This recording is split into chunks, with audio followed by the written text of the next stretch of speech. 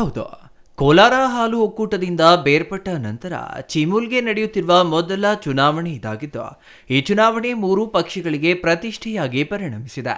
ಸಹಕಾರಿ ಕ್ಷೇತ್ರದಲ್ಲಿ ದಿಗ್ಗಜರೆಂದೇ ಖ್ಯಾತಿ ಪಡೆದಿರುವ ಕೆವಿ ನಾಗರಾಜರಿಂದ ಆರಂಭವಾಗಿ ಗ್ಯಾರಂಟಿ ಸಮಿತಿ ಅಧ್ಯಕ್ಷರಾಗಿರುವ ಯಲುವಹಳ್ಳಿ ರಮೇಶ್ ರವರಿಗೂ ಅಭ್ಯರ್ಥಿಗಳಾಗಿ ಕಣದಲ್ಲಿದ್ದು, ಕಾಂಗ್ರೆಸ್ ಪಾಳೆಯದಲ್ಲಿ ಬಂಡಾಯದ ಬಿಸಿ ತೀವ್ರವಾಗಿಯೇ ಎದ್ದು ಕಾಣುತ್ತಿದೆ. ಮುಖ್ಯವಾಗಿ ಕಾಂಗ್ರೆಸ್ ಬಂಡಾಯ ಕೇವಲ ಜಿಲ್ಲಾ ಕೇಂದ್ರಕ್ಕೆ ಮಾತ್ರ ಸೀಮಿತವಾಗದೆ ಗೌರಿಬಿದನೂರು ಕ್ಷೇತ್ರಕ್ಕೂ ಆವರಿಸಿದೆ. ಇದರಿಂದ ಕಾಂಗ್ರೆಸ್ ಮುಂದಿನ ನಡೆಯ ಬಗ್ಗೆ ತೀವ್ರ ಕುತೂಹಲ ಕೆರಳಿಸಿರುವುದಂತೂ ಸುಳ್ಳಲ್ಲ. ಚೀಮೂಲ್ ಎಲೆಕ್ಷನ್ ಭಾಳ ಪ್ರತಿಷ್ಠೆಯಾಗಿ ಇವತ್ತು ಜನ ತಗೊಂಡಿದ್ದಾರೆ. ಯಾಕೆಂದರೆ ಇದು ಚಿಕ್ಕಬಳ್ಳಾಪುರದು ರೈತರ ಒಂದು ಸಂಸ್ಥೆ. ಇದರಲ್ಲಿ ಆಲ್ಮೋಸ್ಟ್ ಎಲ್ಲ ಕಡೆ 5 ಲಕ್ಷ ಲೀಟ್ರ್ ಹಾಲು ಬರ್ತಾ ಇದೆ. ಆ ಹಾಲು ಆಗ್ತಾ ಇರ್ತಕ್ಕಂಥವ್ರು ರೈತರು.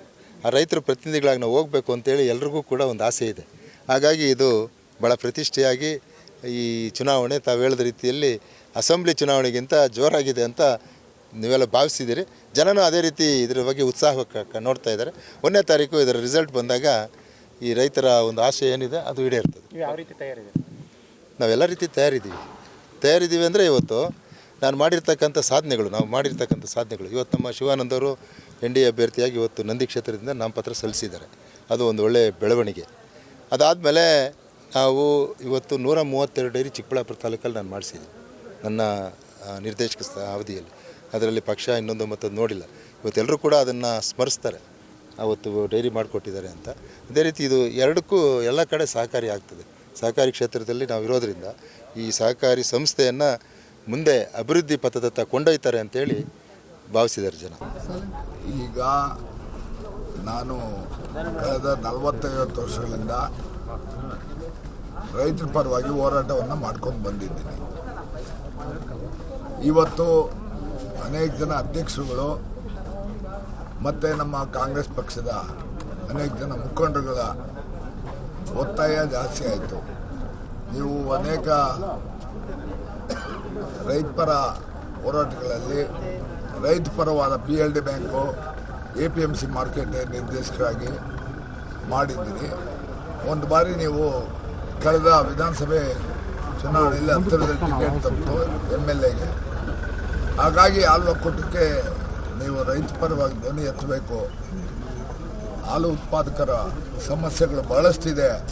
ನಿಮ್ಮಂಥ ನಾಯಕರು ಹಾಲು ಒಕ್ಕೂಟಕ್ಕೆ ನಿರ್ದೇಶಕರಾಗಿ ನಮಗೆ ಜನಸೇವೆ ಮಾಡೋಕ್ಕೆ, ಉತ್ಪಾದಕರ ಡೈರಿಗಳನ್ನ ಮೊದಲಾಗಿ ಇಂಪ್ರೂವ್ ಮಾಡಲಿಕ್ಕೆ, ಹಾಲು ಉತ್ಪಾದನೆ ಜಾಸ್ತಿ ಮಾಡಲಿಕ್ಕೆ ಮತ್ತು ಗೋಪಾಲಕರ ಹಿತವನ್ನು ಕಾಯಲಿಕ್ಕೆ ನಿಮ್ಮ ಅವಶ್ಯಕತೆ ಇದೆ. ನೀವು ಆಗಬೇಕು ಅಂತೇಳಿ ಅನೇಕ ಜನ ಅಧ್ಯಕ್ಷರು ಇವರೆಲ್ಲ ಒತ್ತಾಯ ಮಾಡಿದ್ರಿಂದ ನಾನಿವತ್ತು ಸ್ಪರ್ಧೆ ಮಾಡಿ. ಚಿಕ್ಕಬಳ್ಳಾಪುರ ಹಾಲು ಒಕ್ಕೂಟದಲ್ಲಿ ಒಟ್ಟು 13 ನಿರ್ದೇಶಕರ ಸ್ಥಾನಗಳಿದ್ದು, ಇದರಲ್ಲಿ 2 ಸ್ಥಾನಗಳು ಮಹಿಳೆಯರಿಗೆ ಮೀಸಲಾಗಿದ್ದರೆ ಉಳಿದ 11 ಸ್ಥಾನಗಳು ಸಾಮಾನ್ಯರಿಗೆ ಮೀಸಲಾಗಿವೆ. 13 ಸ್ಥಾನಗಳಿಗಾಗಿ ಪಕ್ಷೇತರರು ಸೇರಿದಂತೆ ಎಲ್ಲಾ ಪಕ್ಷಗಳಿಂದ ಒಟ್ಟು 47 ಮಂದಿ ಅಭ್ಯರ್ಥಿಗಳು ನಾಮಪತ್ರ ಸಲ್ಲಿಸಿದ್ದು, ಇದರಲ್ಲಿ 13 ಮಂದಿ ಅಧಿಕೃತವಾಗಿ NDA ಬೆಂಬಲಿತ ಅಭ್ಯರ್ಥಿಗಳಾದರೆ ಇನ್ನು 13 ಮಂದಿ ಕಾಂಗ್ರೆಸ್ನ ಅಧಿಕೃತ ಅಭ್ಯರ್ಥಿಗಳಾಗಿದ್ದಾರೆ. ಉಳಿದಂತೆ ಪಕ್ಷೇತರ ಮತ್ತು ಕಾಂಗ್ರೆಸ್ ಬಂಡಾಯದ ಅಭ್ಯರ್ಥಿಗಳಾಗಿದ್ದಾರೆ.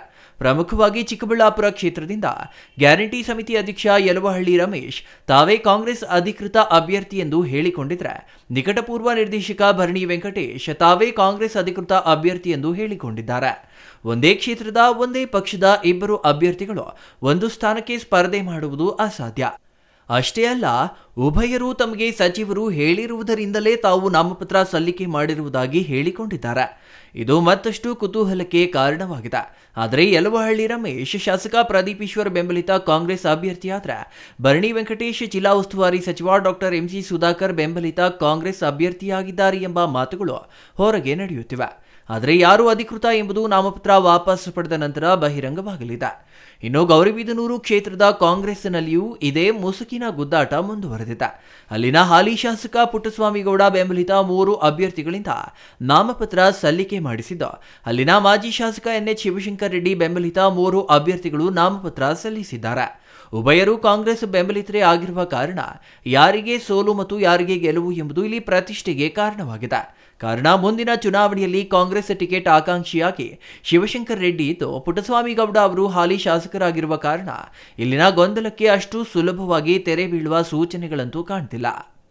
ಉಳಿದಂತೆ ಗೌರಿಬಿದನೂರು ಶಾಸಕ ಪುಟ್ಟಸ್ವಾಮಿ ಗೌಡ ಮತ್ತು ಶಿಡ್ಲಘಟ್ಟ ಶಾಸಕ ರವಿಕುಮಾರ್ ಖುದ್ದು ಚಿಮೂಲ್ಗೆ ಆಗಮಿಸಿ ತಮ್ಮ ಅಭ್ಯರ್ಥಿಗಳಿಂದ ನಾಮಪತ್ರ ಸಲ್ಲಿಕೆ ಮಾಡಿಸಿದ್ದು, ಕೆವಿ ನಾಗರಾಜ್ ಅವರ ನಾಮಪತ್ರ ಸಲ್ಲಿಕೆ ವೇಳೆ ಸಂಸದ ಡಾಕ್ಟರ್ ಕೆ ಸುಧಾಕರ್ ಅವರ ತಂದೆ ಪಿಎನ್ ಕೇಶವರೆಡ್ಡಿ ಅವರು ಹಾಜರಿದ್ದರು.